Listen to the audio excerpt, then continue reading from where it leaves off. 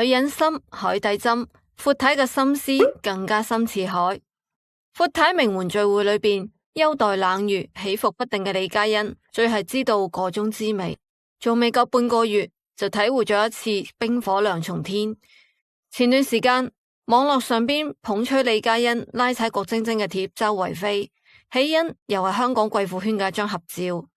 李嘉欣穩坐 C 位，而輕易唔會喺呢種聚會上邊露面嘅郭晶晶，則隨住人群逼咗喺後排，喺罅隙裏邊勉強擠出咗一張面。於是又有人借題發揮，按企位嚟論地位。李嘉欣嘅粉絲亦都揚眉吐氣，覺得自己嘅姐姐終於喺貴婦圈捱出頭啦。而郭晶晶俾貴婦圈排擠呢種毫無新意嘅講法，又一次發酵啦。不過凡事都唔可以咁樣睇嘅。呢次聚會郭晶晶會去，看客都覺得幾意外噶。畢竟名媛聚會非常之多，郭晶晶肯俾面參加嘅卻屈指可數。佢之所以一反常態出現喺名媛聚會，係因為呢次嘅組局者係鄭裕彤嘅親孫女鄭志文，為咗慶祝佢名下嘅酒業開業4周年而嚟嘅。鄭裕彤呢位已故嘅香港百億富豪，在世嘅時候同霍家嘅老爺霍英東交情匪淺，霍家同鄭家亦都算係世交。而香港嘅幾大豪門裏邊，到咗年輕一代嘅孫輩繼承者，目前睇起身前途燦爛嘅，當屬霍英東嘅孫霍啟剛同埋鄭裕彤嘅孫鄭志剛。所以為咗家族聯誼嘅舊情亦都好，為咗助力丈夫嘅新交亦都好，於情於理嚟講，郭晶晶嘅出現亦就成為咗必然。而佢本身嘅性格就低調，更加唔可能喺合影嘅時候逼到前排。從在場嘅自拍相裏邊亦都可以睇得出，郭晶晶同組局嘅主人鄭志文貼面合影，關係非常之好，明顯就係幫朋友撐場嚟嘅。所以話佢被排擠，話李嘉欣被重視，真係大可不必。退一萬步嚟講，就我名媛圈默認嘅潛規則，要按合照論高低，咁李嘉欣亦都同樣冇乜驕傲嘅資本。畢竟風水輪流轉，上一場仲坐喺 C 位嘅佢，下一場就俾人裁咗去。大概夾豪門啦，老公同個仔都信心，李嘉欣冇咗目標嘅挑戰性，所以佢搏命咁搞作，硬係要融入香港貴婦圈。聚會真係場場都出席。你睇下，就喺前段時間，李嘉欣又參加咗一場名媛聚會啦。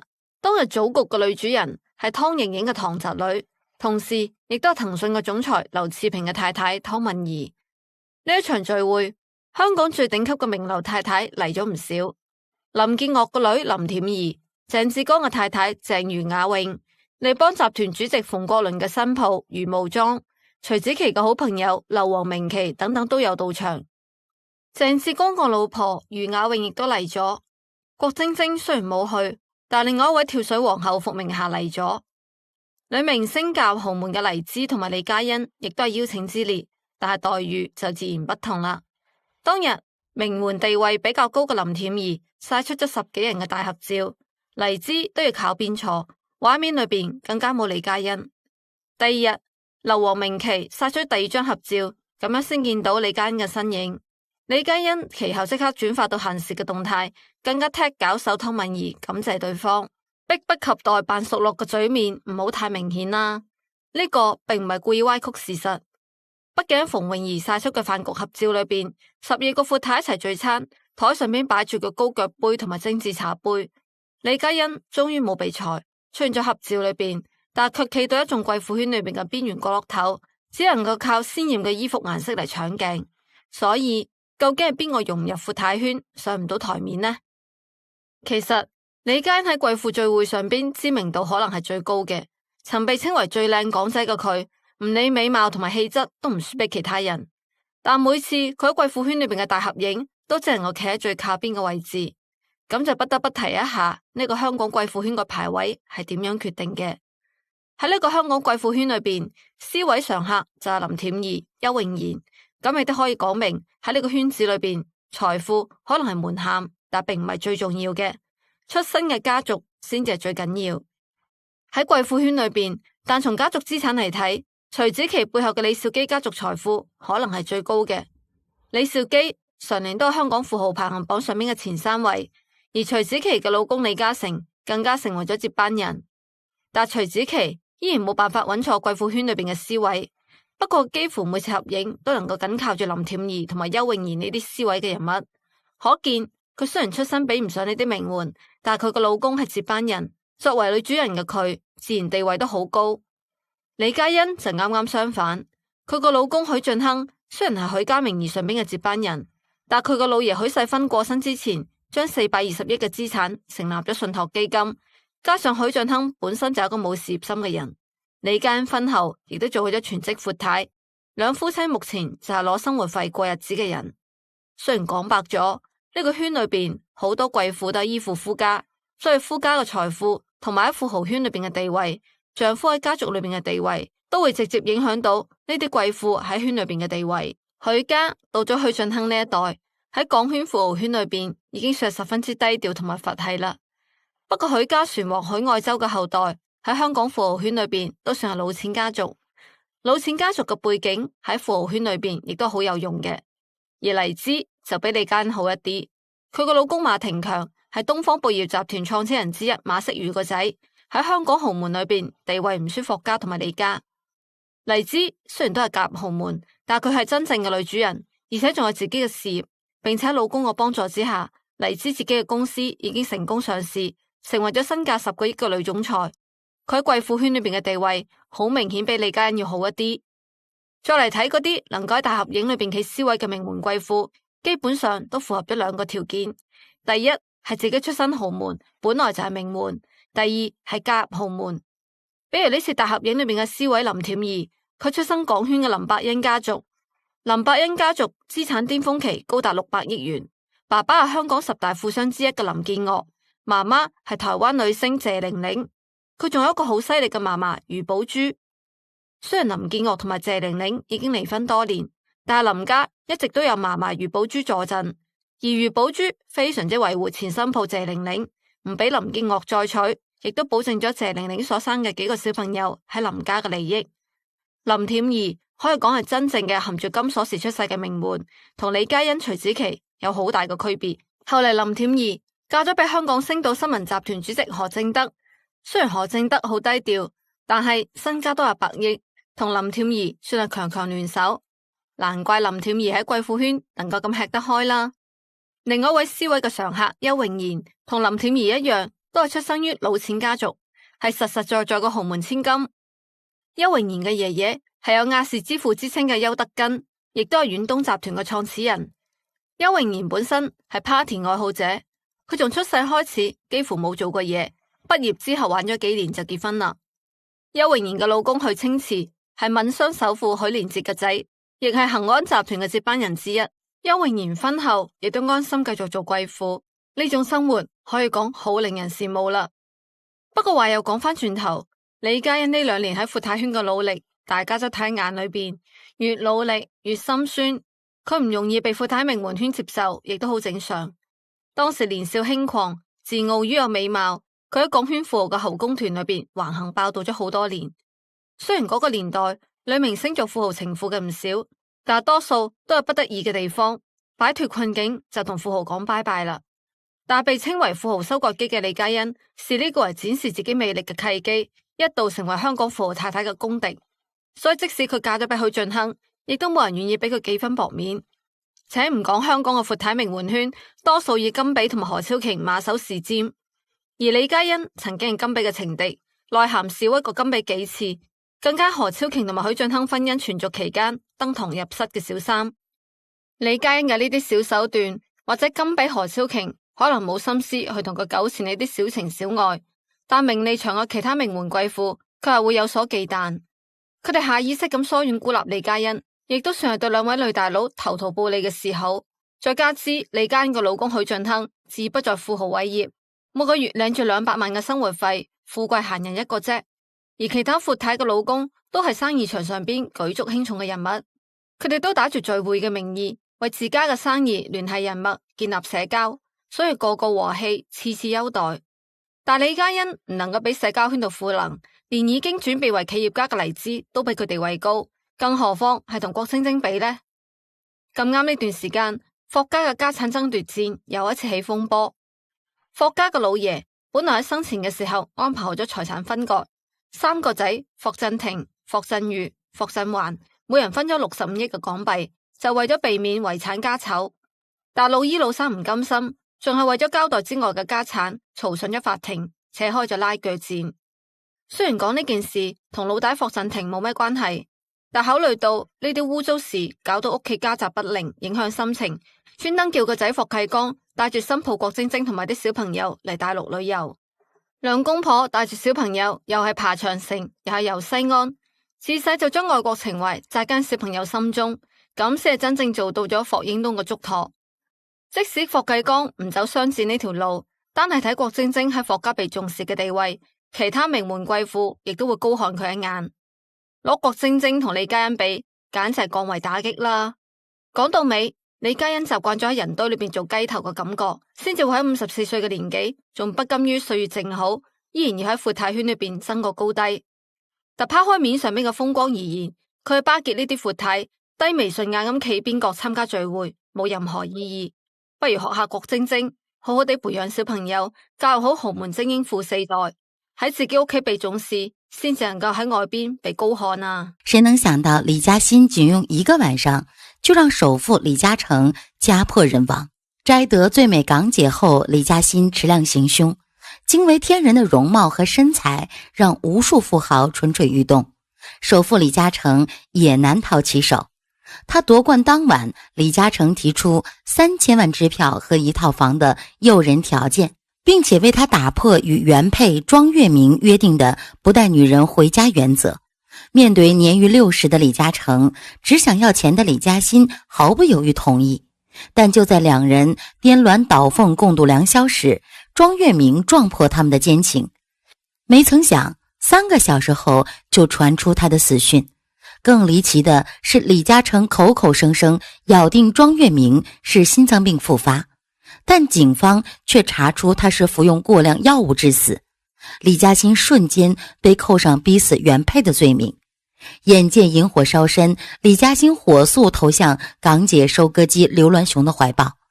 當年大劉在酒會上對他一見鍾情，仗着財大氣粗，採用砸錢戰術，大手一揮，送上價值800萬豪宅，跑馬地和半山頂級房產同樣雙手奉到李嘉欣面前，豪車奢侈品更是屢見不鮮。除了用錢砸，劉鑾雄也願意為李嘉欣花心思。某次他住的大廈停電，劉鑾雄為博美人一笑，拖着沉重的身體爬20多層樓，只為給他送腸粉，將李嘉欣感動到在鏡頭前直言，劉鑾雄是自己生命中最重要的男人。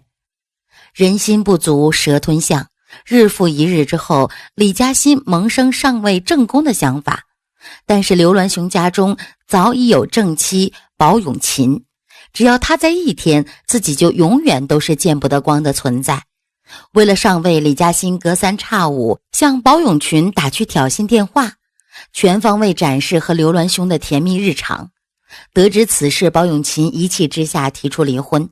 離婚後，他在一夜之間病倒，先是被查出患上乳腺癌，抗癌還沒成功，又被接連查出肺癌和腎臟問題。與病魔爭鬥10幾年，寶詠琴遺憾離世。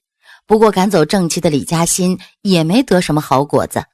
風流成性的劉鑾雄恢復單身後，每日環繞鶯鶯燕燕，很快就將新任港姐洪欣牽進後宮團。暴脾氣的李嘉欣當即打電話對他破口大罵，但另外一個姐妹蔡少芬比洪欣還要難搞。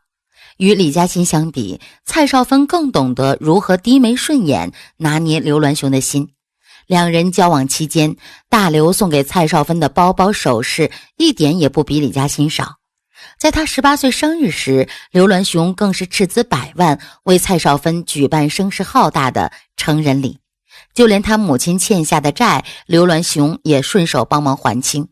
盛寵之下，蔡少芬很快懷上孩子，讓老來得子的劉鑾雄興奮異常，當即大擺宴席慶祝。但心生嫉妒的李嘉欣卻在當天大鬧宴會現場，並趁亂一腳踹向蔡少芬的肚子，導致其流產。作為劉鑾雄的心頭愛，即使他完成如此雙殺，也一如既往備受寵愛。但是一個又一個姐妹的出現，讓李嘉欣意識到此地不宜久留。于是她将目光投到何超琼的丈夫许晋亨身上。何超琼对李嘉欣最好的报复就是让她与420亿家产失之交臂。2008年，李嘉欣终于完成嫁入豪门的毕生梦想。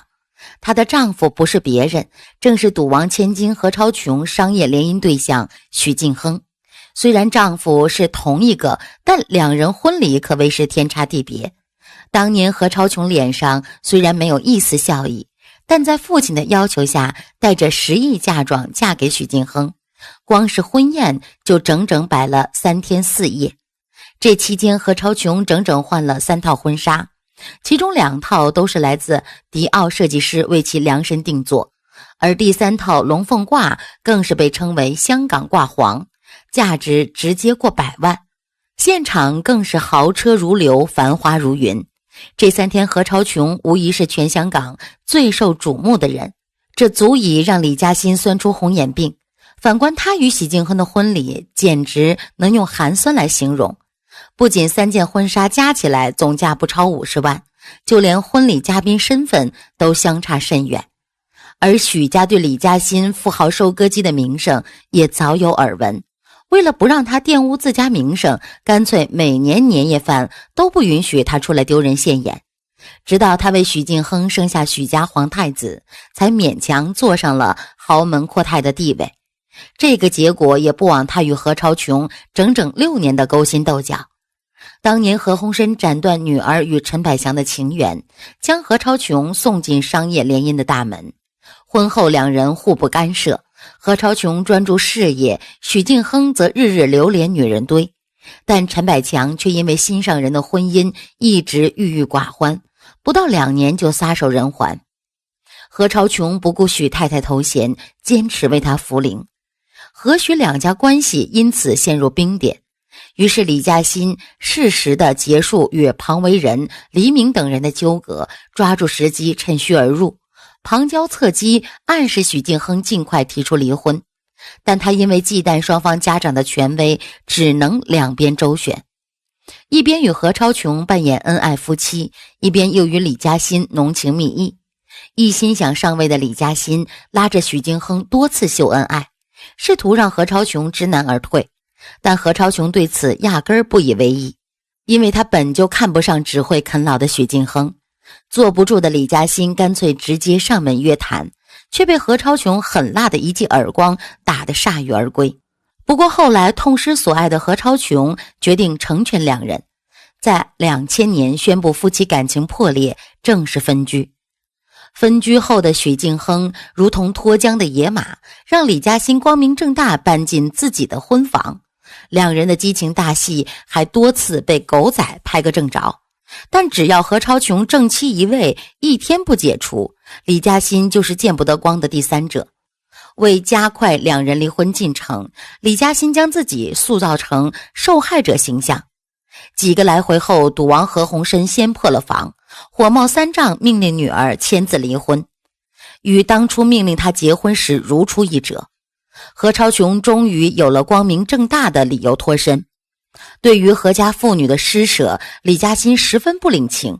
2020年，她在社交平台晒出与陈百强的合照，并配文为何偏偏喜欢你。值得一提的是，这天非但不是陈百强的忌日，偏偏是何超琼父亲何鸿燊的葬礼。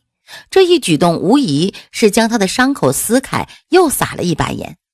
但何超琼一向不是好捏的软柿子，他直接与前公婆达成统一战线，将许晋亨父亲去世后留下的420亿遗产悉数存进信托基金，每月按时给李嘉欣夫妇俩发放200万生活费。阔太生活一夜之间变小康家庭，李嘉欣只能在息影19年后复出拍戏补贴家用。但他心中对于那笔遗产始终耿耿于怀，穿比基尼与儿子共浴，公然与儿子拍照拥吻，微博热度不惜将私密照公之于众。李嘉欣为遗产究竟能多美下限？生下许家皇太子后，李嘉欣将对于老公的调教原本转移到儿子许建彤身上，不仅多次与儿子亲密接吻，还引以为傲将照片晒在社交平台。同吃一根饼干的亲密小事更是层出不穷，甚至还曾晒出身穿比基尼坐在儿子身后戏水的照片。要知道，此时的许建彤已经到了建立性别意识的年纪，李嘉欣在此时依旧毫无界限感，与儿子共浴，怎么不是想要母凭子贵呢？就算网友纷纷表示不妥，李嘉欣依旧不知悔改，甚至在今年七夕再次晒出与儿子泳池拥吻的照片，两人姿势亲密至极，如果不说是母子，任谁都觉得这是一对热恋中的情侣。这架势与董洁的变态母爱有过之而无不及。不过董洁对儿子的表现亲密只基于空虚，而李嘉欣的举动似乎没那么单纯。当初许父虽然将420亿存进了信托基金，但在遗嘱中却明确规定，等孙子许建彤18岁成人后，可以一次性拿回所有遗产。可以说，李嘉欣亲的不是儿子，而是他未来的摇钱树。瘦死的骆驼比马大，就算每月只能拿到200万的生活费，丈夫许晋亨名下的其他产业也足以让他躺平一辈子。两人的婚房位于香港太平山的中建大厦，整栋楼价值早超过100亿，二人的顶楼公寓装修更是价值1000万。除了有比肩专业健身房的健身室，私人影院以及汗蒸室更是必不可少。单单一个客厅面积就比普通3口之家还要宽敞。除此之外，李嘉欣名下还拥有一套位于香港石澳的庄园，作为香港10大豪宅之一，不仅价格高到令人啧舌，9万平方英尺的面积更是普通人想都不敢想的存在。有钱人的生活堪称多姿多彩，打工人买辆代步车都要咬紧牙关。李嘉欣无聊就买下游艇出海，豪车更是多到不胜枚举，从500万的宾利到3000万的玛莎拉蒂，都只是他最平常的代步车。100万的埃尔法保姆车是用来送孩子上下学的道具。贵妇最爱的爱马仕，李嘉欣几乎集齐全套，就连如今炒到100万的开利喜马拉雅都是他搭配衣服的配饰。3大金刚更是早早就全部集齐。毕竟对于一个首饰盒就要11万的真富婆来说，区区几个包还算不得什么。在如今年逾半百的李嘉欣看来，生命安全才是最重要的。今年1月中旬，他半夜突发疾病，在加护病房抢救整整2天。然而评论中出现非但没有关心，反而是铺天盖地的嘲笑与咒骂。从最美港姐到人人唾弃，大概这就是上天对她80-90年代的那批香港女星，她们的美貌各有特色，但颜值排行第一的当之无愧为李嘉欣。本以为这样一个美女会人人都喜欢，可是当她晚年晒出自己进 ICU 的消息后，评论区竟是清一色的骂声，甚至说她活该。李嘉欣除了美貌出名，她的狠毒也是传遍香港的大街小巷，以蛇蝎美人著称。为了成功上位变成富态，做过的事情用丧尽天良来形容也一点都不为过，就算逼死正宫也毫无悔过之意。直到李嘉欣成功嫁给富豪，才停止了自己的厮杀之路，也让所有富态松了一口气。可尽管同为豪门富态，李嘉欣就像是一个暴发户，婚后频频炫富，没有一点优雅气质。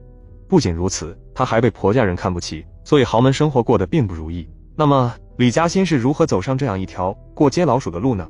李嘉欣能脱颖而出，成为史无前例的港姐中的港姐，很一大部分得益于其混血背景。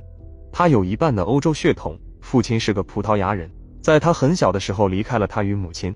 父亲给了李嘉欣鹤立鸡群的美貌，却没能给她丰足的父爱与经济保障。原生家庭是她抹不开的烙印，李嘉欣的颜值、性情都很大程度的受到了影响。3岁时，李嘉欣拍摄了第一个广告。顶级美女的出道经历大都相似，因容貌出色，被星探注意到，酒香不怕巷子深，美貌亦如是。初长成的李嘉欣在读书期间即收到了不少星探的邀请，但她拒绝了。1988年，18岁的李嘉欣在朋友鼓动下参加了港姐选美。因家境困窘，半工半读的李嘉欣一直兼职模特。报名参加港姐，最实在的诱惑就是港姐冠军的那份不菲的奖金。她一出现即以碾压性优势，成为那年选美比赛的大热选手。港姐选美的这一事件，冥冥中再次将李嘉欣的命运拉回到预设轨道。李嘉欣因此正式迈上舞台，走进了大众视野。她特色的西方骨架、西方皮的长相，几乎让所有人眼前一亮。与以往常见的小家碧玉、羞花之貌不同，大众从来没见过美得如此霸道、凶悍的女人。在同年的国际华裔小姐比赛中，李嘉欣又获得了冠军及最上镜奖。这样的美人不去大荧幕上绽放实在浪费，娱乐圈开始向她抛出橄榄枝，星途随即铺开。出道第2年，李嘉欣就已经参演了大制作，在张国荣、王祖贤合演的《倩女幽魂》中出试水。然而，李嘉欣在演员道路上的发挥并不出色，出道以来即被媒体、影评人冠上了木头美人、花瓶的标签。身为半路演员，她的走红来得太简单、太轻易，对比同期的张曼玉、张国荣这类色艺双绝的艺人，更是显得演技敷衍，口碑一路崩坏。不过，李大美人的志向好像也并不在此。尽管拥有天赋级别的美貌、众星捧月的资源，李嘉欣却并不很珍惜，而是把一门心思都用在了进豪门之上。适量行凶的各式操作令人瞠目。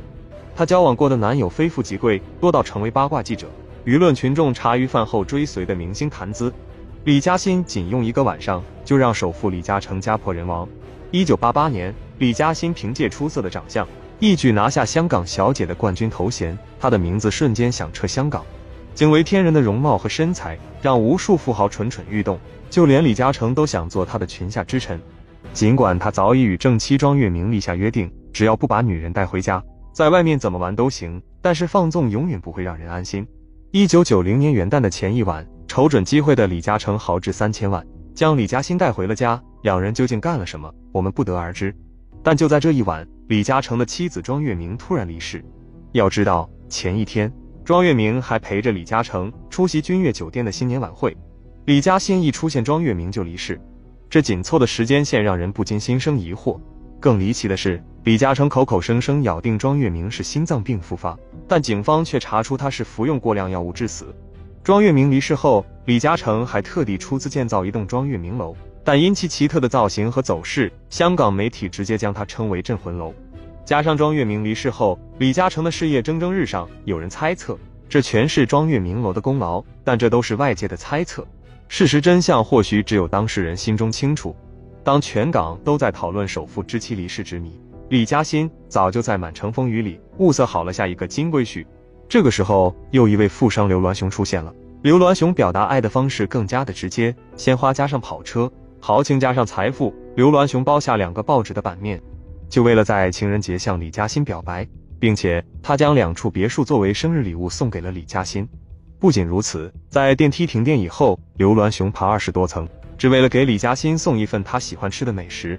可此时的刘銮雄早已结了婚。面对这样的攻势，有几个女人的感情不会被攻破？有的时候人总是很贪心的，在得到爱情和财富之后，李嘉欣就给刘銮雄的妻子保永琴打了电话。李嘉欣言语毫不客气，他让保永琴和刘銮雄把婚离了。保永琴气得浑身发抖，并且大病了一场，最终他还是离了婚。李嘉欣本以为赶走正妻就能顺利嫁入豪门，但是号称女星收割机的刘銮雄怎么会因为李嘉欣而收心呢？没多久就将新晋港姐洪欣拥入了怀中。李嘉欣得知后，直接打电话对她破口大骂。面对强势的李嘉欣，刘銮雄只好乖乖认错。可风流成性的他并不安分。这时，蔡少芬为母亲还债，被迫参加港姐竞选，恰巧被风流成性的刘銮雄盯上。与李嘉欣相比，蔡少芬更懂得如何低眉顺眼，拿捏刘銮雄的心。两人交往期间，刘銮雄不仅在香港为他举办声势浩大的成人礼，就连他母亲欠下的债，刘銮雄也顺手帮忙还清。盛宠之下，蔡少芬很快怀上了他的孩子。得此消息的刘銮雄异常兴奋，当即大摆宴席庆祝。谁曾想，此事竟然被李嘉欣得知，他不顾保安阻拦，怒气冲冲跑到宴会，混乱之际，一脚踹上蔡少芬的肚子，使其流产。一个又一个姐妹的出现，也让李嘉欣意识到此地不宜久留，因为当时她已经奔四，不再是年轻貌美的小姑娘，所以急需一份稳定的感情生活。喜欢沾花惹草的刘銮雄显然不是最佳选择，于是胆大妄为的李嘉欣直接瞄上了赌王和洪深的女婿。敢公开挑衅赌王家族的人，李嘉欣还是第一个。2008年，李嘉欣终于如愿嫁入了豪门。然而令人意外的是，她前脚刚踏进豪门，后脚就得意忘形地开始挑衅和超穷。李嘉欣不仅故意把婚礼日期定在了赌王生日这一天，更是选择了在何超琼的酒店举办仪式，似乎是在提醒何超琼自己从他手上抢走了许晋亨的事实。而何超琼自然也不会忍气吞声，他只用了一招，就让李嘉欣沦为了全港笑柄。在李嘉欣大婚当天，何超琼拿出了自己当年穿过的天价婚纱，摆在了自家名下的酒店大厅，供人参观。而媒体们在看完李嘉欣引以为豪的婚礼后，反而更怀念起何超琼当初的世纪婚礼。更扎心的是，李嘉欣梦寐以求的豪门生活不仅没有想象中美好，还被公婆狠狠打脸。2015年，许晋亨和李嘉欣前脚刚去伦敦度假，后脚许父就宴请前儿媳何超琼吃饭。虽然这场饭局在外人看来有些诡异，但几人却吃得宾主尽欢。值得一提的是，在饭局结束后，何超琼更是亲自搀扶着老爷子出门，宛如亲女儿。至于几人在宴会上到底说了什么，不得而知。但此后，李嘉欣的豪门之路明显变得愈加艰难。在许世勋去世后，直接将420亿的资产全部都交给了基金会来打理。许晋亨和李嘉欣夫妇每个月只拿到200万的补助，虽然对普通人来说200万已经是天文数字，可在豪门中200万还真算不上什么。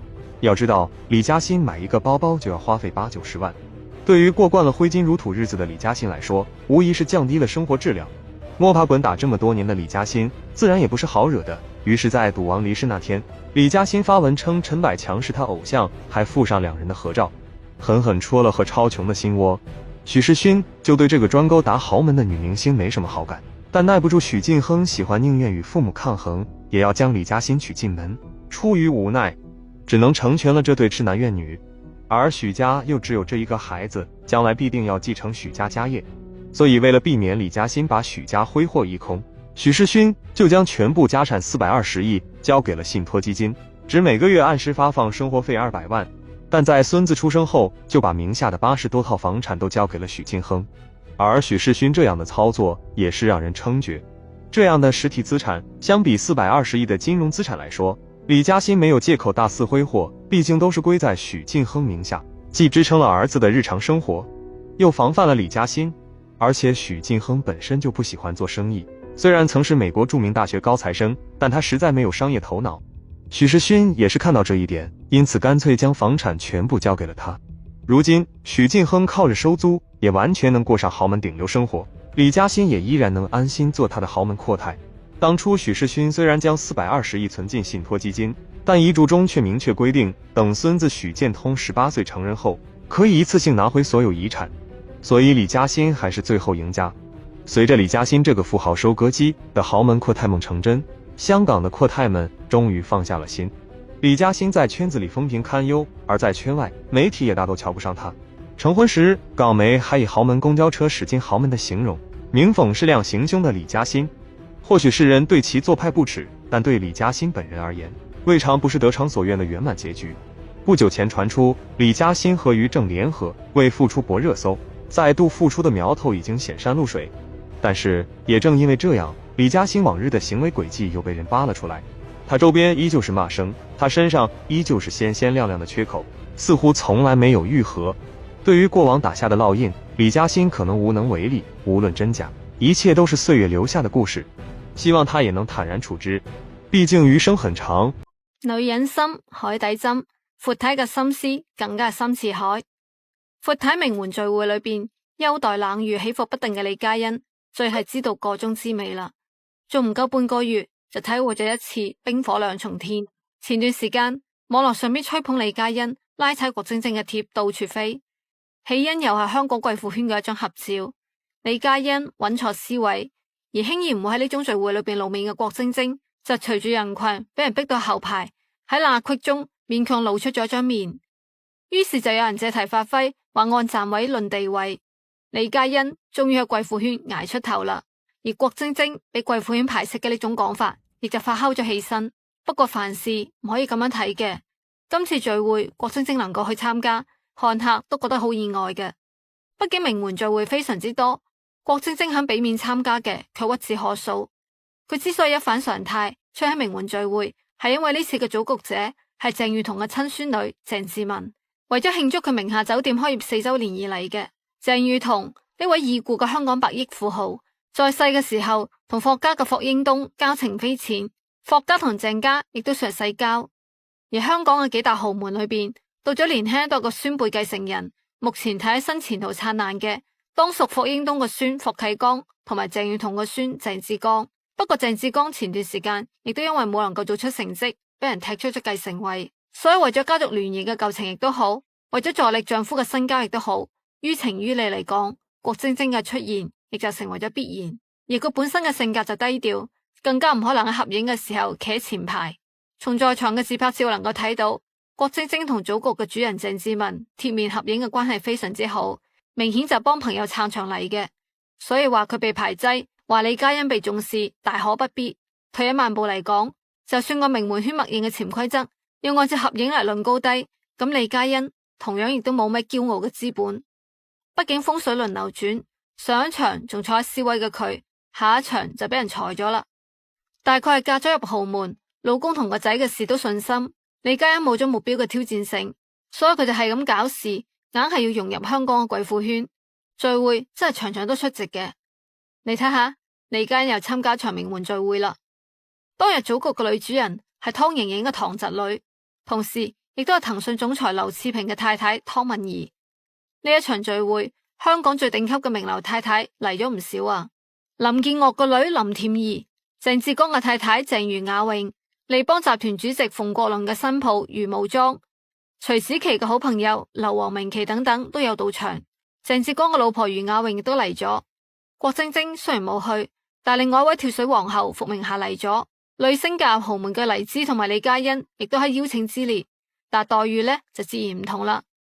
當日名門地位比較高嘅林恬儀晒出咗10幾人嘅大合照，黎姿都係靠邊坐，畫面裏邊更加冇李嘉欣。第二日，劉黃明琪晒出第二張合照，咁先至睇到李嘉欣嘅身影。李嘉欣其後即刻轉發到限時動態，更加踢搞手湯敏儀多謝對方，博出位個樣啊，唔好太明顯啦。呢個並唔係歪曲事實噶，畢竟喺馮詠儀晒出嘅飯局合照裏邊，12位闊太一齊聚餐，台上邊擺住高腳杯同埋精緻嘅茶杯。李嘉欣終於冇俾人裁走咗，出現咗合照裏邊，但係就企喺一眾貴婦裏邊嘅邊緣角落頭裏邊，只能夠靠鮮艷顏色嘅衫搶鏡啦。所以究竟係邊個融入闊太圈上唔到台面呢？李嘉欣呢2年喺闊太圈嘅努力，大家都睇喺眼裏邊嘅，越努力越心酸。佢唔容易俾闊太名門圈接受，亦都係正常嘅。當時年少輕狂，自傲於有美貌，佢喺港圈富豪嘅後宮團裏邊橫行霸道咗咁多年。雖然嗰個年代女明星做富豪情婦嘅唔少，但大多數都係有不得已嘅原因，擺脫困境就同富豪講拜拜。但被稱為富豪收割機嘅李嘉欣，視此為展現自己魅力嘅契機，一度成為香港富豪太太嘅公敵。所以即使佢嫁俾咗許晉亨，亦都冇人願意俾佢幾分薄面。且唔講香港嘅闊太名門圈，多數係以甘比同何超瓊馬首是瞻，而李嘉欣曾經同過甘比嘅老公劉鑾雄，更加何超瓊同許晉亨婚姻存續期裏邊登堂入室做小三。李嘉欣嘅呢啲小手段，或者甘比何超瓊冇心思去同佢糾纏呢啲小情小愛，但名利場嘅其他名門貴婦卻有所忌憚，佢哋下意識咁疏遠孤立李嘉欣，亦都算係對呢2位女大佬投桃報李嘅時候。再加上李嘉欣嘅老公許晉亨自不在富豪偉業，每月領住200萬嘅生活費，富貴閒人一個啫。而其他闊太嘅老公都係喺生意場上邊舉足輕重嘅人物，佢哋都打住聚會嘅名義為自家嘅生意聯繫人脈，建立社交，所以個個和和氣氣，次次都優待。但係李嘉欣唔能夠俾社交圈賦能，連已經轉變為企業家嘅黎姿都比佢地位高，更何況佢同郭晶晶比呢？更何況郭晶晶能夠拋開夫家唔講，李嘉欣就唔可以。再從夫家對佢哋嘅態度嚟睇，更加係天壤之別。呢2年能夠偶爾出嚟撒下狗糧，對李嘉欣嚟講已經係高調啦。畢竟佢自嫁入咗許家之後，就一直受到奶奶許家主母嘅嚴格管教。坊間甚至仲流傳住許家嘅奶奶對呢位唔安分嘅港姐嘅8條家規。從家規裏邊可以見到，李嘉欣要遵守個豪門規矩相當之嚴苛。上至大節時嘅叩拜禮，下至非必要唔可以留宿外家，大到唔再進行幕前演出，細到行事低調，唔可以衣着暴露等等。可以講李嘉欣嘅奶奶對呢位新抱嘅約束無微不至，以至於結婚咁多年嚟，一向中意出風頭嘅李嘉欣行事低調咗好多。至於個中原因，睇嚟都係門第之差。何超瓊嘅端莊大方、豪門千金嘅氣度，先至係許家長母鍾愛嘅。唔理何超瓊同許晉亨嘅關係點樣，佢同奶奶相處得非常之融洽，甚至喺同許晉亨離婚之後，佢仍然能夠同前奶奶飲茶逛街。兩個人出行嘅時候，許家老太太好開心，甘心俾佢拖住。作為何家未來嘅掌門人，何超瓊雖然話離開咗許家，但係就冇捨棄一種商業關係，同許世芬亦都經常有往來。老人家就見到前新抱，亦都係好開心嘅。對比之下，李嘉欣入門之後就冇點樣受到奶奶嘅認同。佢本來就係小門小戶嘅出身，再加上李嘉欣早年曾經同香港多位富豪傳出過戀情，有咁多關係混亂嘅感情經歷，李嘉欣自然入唔到佢媽媽嘅眼，同佢立低咗8大家規。喺外人睇嚟係家規，但對許家嚟講更加似係一種防範，防範呢個美人做出有損於許家形象嘅事。而郭晶晶就唔同啦，佢自從入門之後就備受尊重。網絡傳結婚嘅時候，霍家俾咗郭晶晶3000萬嘅豪宅同埋1000萬嘅禮金，媒體嘅標題卻係清一色嘅郭晶晶下嫁霍家，而呢個亦都係霍震霆喺婚禮上邊親口交代嘅。雖然帶謙虛嘅成分，但足以睇得出霍家對郭晶晶嘅重視。婚後嘅郭晶晶每次出現喺媒體鏡頭都能夠引起爭議。巴黎奧運會乒乓球混雙賽場，郭晶晶同先生霍啟剛坐喺觀眾席，鏡頭掃到佢哋，解說員好自然咁講，跳水名將郭晶晶同佢嘅先生亦都嚟觀看咗呢場比賽。郭晶晶同霍啟剛嚟北京參加閱兵儀式，媒體俾佢哋嘅介紹語亦都係郭晶晶及其家屬。雖然嫁入豪門，但從來都唔使用夫家嚟做前綴。郭晶晶經常着住幾百蚊嘅衫、幾十蚊嘅波鞋出街，俾媒體影到之後，有八卦記者問佢：你唔打扮下自己，唔驚你老公出軌咩？郭晶晶微微咁笑話：霍啟剛又好好地打扮，我唔會出軌嘅。呢種對話喺其他豪門裏邊係唔可能出現嘅。當然啦，呢個亦都基於郭晶晶自己有脫離夫家嘅底氣。喺結婚之前，郭晶晶就靠自己嘅努力成為咗富一代。2009年嘅福布斯中國名人榜上邊，郭晶晶嘅排名甚至遠遠喺揚言我就豪門嘅范冰冰之上。婚後，郭晶晶亦都掌握住生活嘅主導權。按照霍家嘅家規，霍家嘅子孫唔可以分家，女眷唔能夠隨便拋頭露面。但郭晶晶嘅事業並未因為婚姻而停止。郭晶晶夫婦仲搬出咗霍家嘅祖屋另外住。搬屋嘅時候，媒體影到霍啟剛親自孭住編織袋嘅相。大仔出世嘅時候，霍家俾咗郭晶晶1個億嘅教育資金。網友就發現郭晶晶俾個仔買嘅衫淨係得100-200蚊。郭晶晶嘅社交賬號裏邊，甚至仲分享過佢幫小朋友補書包嘅視頻。喺小朋友嘅教育上邊，郭晶晶亦都掌握住決定權，就連老爺想見小朋友，亦都要等小朋友做完功課先可以出門去玩。郭晶晶婚後嘅種種生活細節，都喺度刷新緊大家對豪門新抱嘅想象。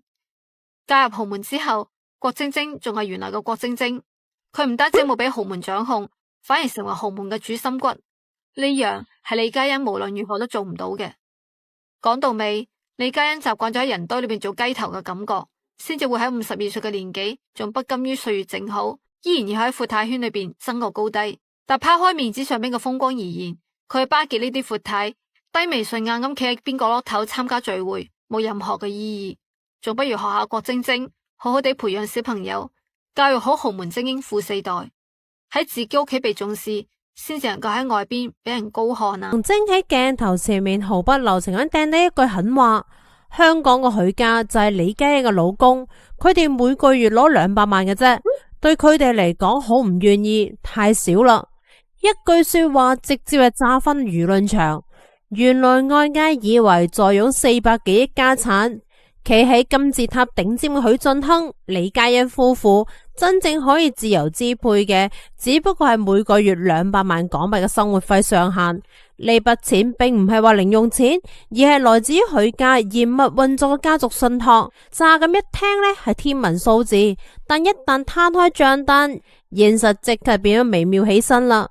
愛馬仕、珠寶、高定服裝輕鬆咧就吞咗一半，豪宅日常維護喐下咧都係6位數起跳，頂級會所年費隨便一筆都可以頂得上中產家庭一整年嘅收入，更咪話私人飛機保養、社交應酬、形象管理呢啲睇唔到佢係唔可以慳得嘅支出。真正喺富豪圈入面，200萬只係維持體面，佢講唔上話從容。更加關鍵嘅係呢一筆錢仲係一家3口共用噶。14歲嘅仔許建彤就讀於英國嘅貴族學校，淨係學費同埋寄宿開銷就需要額外向信託申請教育基金。李嘉欣陪讀倫敦期間，若果喺半島酒店套房入面住翻2個星期成個月嘅生活費基本上可以宣告清零啦。於是又出現咗最諷刺一幕，普通人眼中嘅天價人生喺許氏夫婦嘅消費體系入面，佢係顯得處處掣肘，步步受限。回看許晉亨嘅情史，更加是一部被家族意志反覆改寫嘅劇本。後生嘅時候同劉嘉玲嘅戀情，被一句戲子唔入豪門，生咩斬斷。同黎姿嘅甜蜜，亦都喺商業聯姻現實面前無疾而終。直到1991年，佢同賭王之女何超瓊舉辦咗嗰場耗資2000萬嘅世紀婚禮，兩手財富巨輪，以婚姻為貌，緊緊相扣。只係金童玉女嘅表象之下，暗流始終係湧動。何超瓊喺商界鋒芒不露，獨當一面；許晉亨佢係依舊流連馬會。1999年呢段婚姻行向咗終點，直到2006年李嘉欣出現，港姐冠軍嘅美貌征服咗全港，亦都征服咗許公子。2008年11月23日，石澳大浪灣道10號別墅花園入面，白松露嘅香氣彌漫。耗資1億港元嘅婚禮上面，李嘉欣身穿意大利工匠耗時200個鐘頭手工縫製嘅金箔婚紗，同船王世家繼承人許晉亨交換婚戒。定製嘅魚子醬、現場樂隊、7億豪宅為背景，嗰一刻仿佛就係童話加冕禮，只係冇人會諗得到啦。17年之後，呢對曾經企喺聚光燈下嘅夫婦，竟然會因為每個月200萬夠唔夠使，成為咗輿論當中嘅現實預言。許晉亨背後嘅許氏家族，幾乎成咗半個香港嘅航運史。呢一個唔係一夜暴富嘅神話，而係一代又一代嘅人用鐵血規則堆砌出嚟嘅家族工程。故事要從祖父許愛洲講起。呢位出身湛江嘅小商販，喺上個世紀30年代白手起家，創立中建企業，靠住4艘貨輪踏入咗航運業，從此開啟船王之路。佢留低嘅唔單止係龐大嘅財富版圖，更加重要嘅係一套冷靜到近乎殘酷嘅自家鐵律：家族資產永不分產，只可以由基金統一管理。於是石澳大浪灣道10號嗰座價值數億嘅豪宅，至今仍然屹立喺山海之間，成為咗香港最貴嘅單一住宅之一。佢冇任何一個許家嘅後人可以將佢變賣套現，佢係象徵，亦都係枷鎖。接過權杖嘅次子許世芬，真正完成咗許氏家族嘅2次躍遷。2080年代，航運業陷入寒冬，佢果斷賣咗父輩留低嘅船隊，將巨額資產轉投香港地產，一舉攞到咗中環中建大廈、夏寧大廈等核心地段嘅物業。到1990年，許氏家族嘅財富已經從海上延續去到地產、航空等多個領域。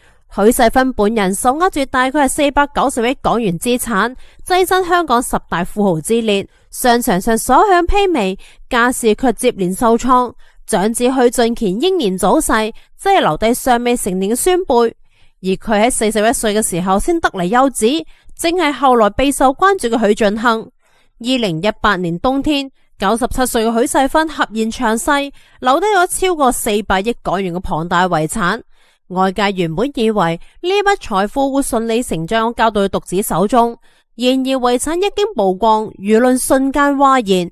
核心資產全部注入家族信託基金，包括中環中建大廈、灣仔許氏大廈在內嘅命脈資產，唔再屬於任何個人。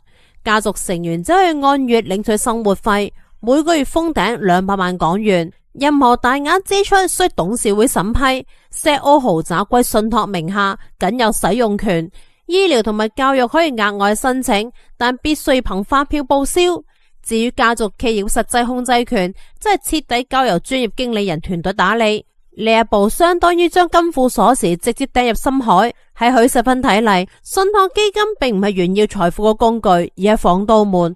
防嘅唔係外人，而係自家子孫嘅揮霍本能。佢生前經常對老友感慨，父親先係最了解細路仔嘅人。佢見過太多豪門悲劇，有人揮霍敗家，有人爭產反目，兄弟鬩牆，家族分崩離析。當獨子沉迷享樂，新抱又曾經係娛樂圈嘅緋聞女王，信託基金就成為咗佢為家族設下嘅最後一道防線。但財富傳承最殘酷嘅真相係在於，錢留得住，能力卻未必可以傳得落去。2022年，媒體曾經影到許晉亨督住拐杖外出就醫嘅畫面，同同齡嘅富豪相比，60歲嘅佢本來應該係處於養尊處優、含飴弄孫嘅階段，但相片當中嘅佢面容憔悴、狀態蒼老，身體明顯不如同齡人。隨住健康狀況屢被關注，關於420億港元家族財富嘅最終去向，亦都再次成為輿論嘅焦點。表面上嚟睇，許晉亨作為獨子，繼承權似乎咧係無可爭議。如今咧係每個月只可以領取200萬，不過係父親生前嘅財務約束。但現實遠比想象要複雜。按照家族信託嘅嚴苛條款，一旦既定嘅受益人發生意外，資產將會即刻封管，只可以維持最低嘅生活費，直到下一代成年，先可能獲得更加大嘅自主權。亦正因為如此，如果許晉亨嘅健康持續惡化，嗰筆被父親託管嘅420億財富，極有可能會迎嚟重新洗牌。而李嘉欣嘅處境亦都因此充滿住不確定性。當許薩芬去世嘅時候，佢分文未得。佢曾經公開表示，自己所用嘅一切皆係來自於丈夫每個月領取嘅嗰部分生活費。一旦許晉亨出現變數，佢可以依靠嘅，梗係剩低尚未成年嘅兒子。對於一個曾經企咗喺豪門巔峰嘅女人嚟講，咁樣唔係貧窮，而係一場被規則牢牢掌控嘅人生博弈。如果話家族信託鎖住嘅係金錢嘅流動，咁樣時代嘅更替更加係悄然改寫咗佢倚仗嘅一切。或者前幾年娛樂圈仍然風風光光嘅時候，李嘉欣仲可以同時企喺巨星同埋闊太兩種身份嘅交匯點上面。名媛聚會當中，佢係被簇擁嘅焦點。上流社交場當中，佢依然係游刃有餘，左右逢源。但呢幾年風向徹底咁樣變咗，當資本環境收緊，舊秩序崩塌，上流社會開始強調實幹、接地氣同埋創新能力。嗰啲依賴光環同埋陳舊豪門作派維持體面嘅家族，開始肉眼可見咁樣被邊緣化。許晉亨同埋李嘉欣呢一對曾經被視為王子同埋港姐嘅組合，亦都逐漸被上流圈子悄悄移出核心舞台。更加現實嘅一點係，喺真正嘅富豪社會入面仔女嘅潛力本身就係籌碼。一個出色、耀眼、足以延續家族話語權嘅下一代，往往比賬面財富更加重要。如今許晉亨同埋李嘉欣嘅獨子 Jaden 許建彤已經喺不知不覺之間長到去15、16歲噶啦。佢經常會跟隨父母出席公開活動，舉止斯文，性格陽光，身上面帶住典型嘅富家公子氣質。只係喺要個性有個性，要才華有才華，要相貌有相貌嘅豪門二代圈層入面佢顯得有啲中規中矩咯。冇繼承母親當年嘅經驗傳講嘅美貌，亦都暫未展現出足以令人眼前一亮嘅個人標籤。而對李嘉欣打擊最大嘅，或者仲唔止於此。2022年，一場突如其來嘅重病，將佢從光鮮嘅名媛生活當中監生扯翻去現實。當時佢因為心跳過快，被緊急送入 ICU 搶救，不得不喺大腿嗰度植入導管，直通心臟，以防再次發生致命嘅心律失常。呢場大病之後，雖然容顏依舊在線，佢係多咗幾分難以掩飾嘅虛弱感。舊年年底，一家三口去到日本旅行，被網友偶遇影到佢行街嘅畫面。原本只係尋常嘅路拍，佢好快引嚟冷嘲熱諷。李嘉欣行路乜怪怪地嘅，好似老人家嘅，係咪重病之後嘅後遺症啊？輿論一出，佢罕見咁樣情緒反彈，即刻晒出同丈夫嘅親密合照，力證自己嘅身體狀況良好。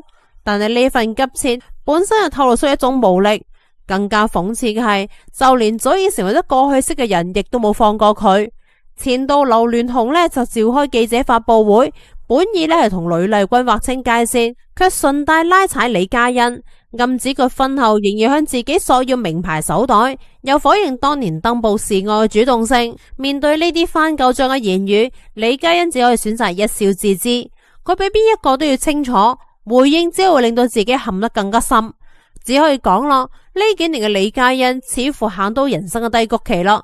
嗰個曾經喺娛樂圈、名門圈都被眾星拱月嘅大美人，如今無論係喺娛樂圈定係上流社會，都再難揾翻當年嗰一席無可替代嘅位置。或者李嘉欣同埋許晉亨嘅故事本來就唔係豪門童話，而係一場被規則、時代同埋命運層層包圍嘅人生考驗。當光環褪去，金錢被鎖，身體同埋現實同時發出警示，真正可以依靠嘅，從來都唔係家族背景，而係個人嘅韌性同埋清醒。豪門可以設防，佢係擋唔住時代向前。能否行出低谷？答案早已經唔喺信託入面，而喺人生本身。